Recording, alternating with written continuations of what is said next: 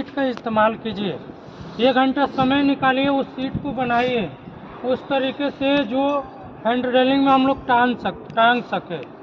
जैसे कि हम लोग सीट थोड़ा बड़ा चौड़ा काट कर उसको उसमें 2 रॉड अगर वेल्डिंग कर देते हैं और चारों तरफ से कवर अप कर हम लोग जो भी ओपनिंग एरिया में वेल्डिंग मारते हैं उसमें हम लोग टांगने जैसा बना दे तो हैंड रेलिंग में टांग सकते हैं, एक भी पार्क नीचे नहीं गिरेगा। लेकिन आपको करने का मन हो तब ना। निश्चित रूप से वहाँ पे फायर ब्लैंकेट का भी यूज नहीं लगेगा जब ऐसा कर लेंगे। लेकिन उसमें क्या है, बशर्ते कि 1 घंटे समय निकालना पड़ेगा उसको बनाने के लिए। इस तरीके से वो ओपनिंग एरिया में अगर वेल्डिंग कर रहे हैं तो अभी भी हम लोग संभव है उसको अच्छे प्रकार से वहाँ पर टांग सकते हैं, एक भी पार्ट नीचे नहीं गिरेगा, ना ही खतरा होगा उससे। ये सारे बातों को समझिए, आप थोड़ा मस्तिष्क का यूज कीजिए। इतना तो डिटेल में बताने की कोई आवश्यकता नहीं है, सभी लोग समझते हैं, लेकिन क्या करते हैं वही इग्नोर करते हैं। यहाँ से सुनेंगे फिर साइड पर जाकर वैसा ही करेंगे। लेकिन यही करते करते आप ही लोग को खमियाजा भुगतना पड़ेगा। सीनियर पर्सन आएगा तो अब तभी आप ही लोग को बोलेगा, और कोई भी काम करते हो उससे देखेगा तभी आप ही लोग को झेलना पड़ेगा। तो क्यों ना 1 घंटे समय निकाल कर ही उसको क्या करे, हमेशा के लिए वो समस्या ही खत्म कर दे। इसलिए सब कोई जितने भी बिल्डर हैं उनसे खास तौर पर रिक्वेस्ट है कि वो ऐसा करे। जहाँ पर भी ओपनिंग एरिया है आपके पास सेल्फर है, वो बोलिए कि ले जाने के लिए उठा कर ले आए, उसको बनाइए, उसका यूज कीजिए। ये हमारा सबसे बड़ा बेनिफिट देखने को मिल रहा है।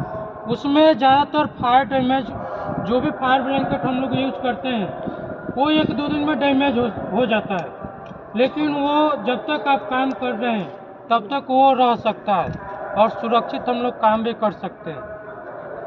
और जो भी मटेरियल शिफ्ट कर रहे हैं उसको सबसे ज़्यादा एक्सेस में ना रखें, क्योंकि कई बार आप लोग कहते हैं कि वहाँ पे काम है, यूज है, 1 घंटे के बाद रिमूव हो जाएगा, लेकिन ऐसा नहीं होता है। यहाँ पर घंटा छोड़ दीजिए, 12-13 घंटे एक ही जगह पे काम चलता है।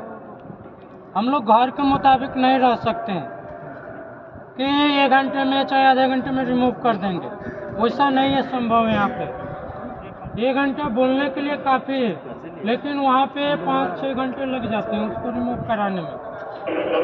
इसलिए जो भी मटेरियल शिफ्ट कर रहे हैं आपको सही तरीका होना चाहिए मटेरियल शिफ्ट करने का, और एक्सेस होना चाहिए कि हमको कहाँ पर किस एरिया में हमको मटेरियल को शिफ्ट करना है, ये आपको भली भांति पता होना चाहिए। सबसे ज़्यादा कि ये सोचिए डेली टू डेली ना बताना पड़े, आप अपने से खुद से यूज कीजिए, क्योंकि साइट पर हमेशा कोई जाता है बताएगा। आपको ये हमेशा याद होना चाहिए कि हमको जो भी मेटल गिर रहा है, जो भी हार्ड वर्किंग का मेटल या मटेरियल शिफ्ट कर रहे हैं, वो अगर नीचे गिरेगा तो क्या होगा, आप कल्पना कर सकते हैं। कल्पना कर वहाँ पर प्रिकॉशन लागू कर सकते हैं।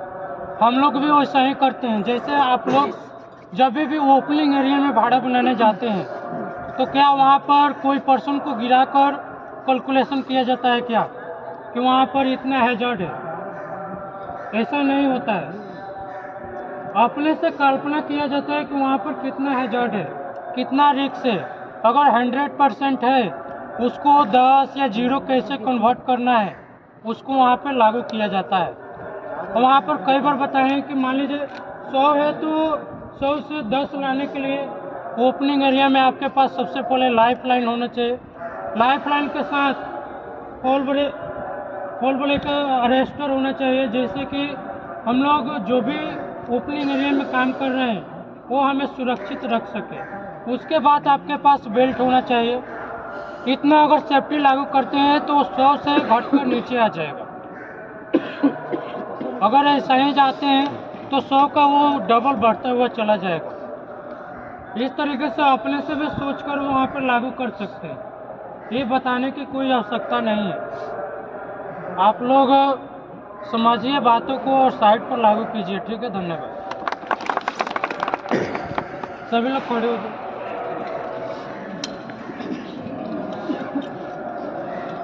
सुरक्षा शपथ लेने के लिए राइट हैंड हाई करेंगे। हमारी सुरक्षा ही हमारे परिवार की खुशियाँ है। नारा लगाने के लिए रेडी? बोलिए जय सुरक्षा। जय सुरक्षा।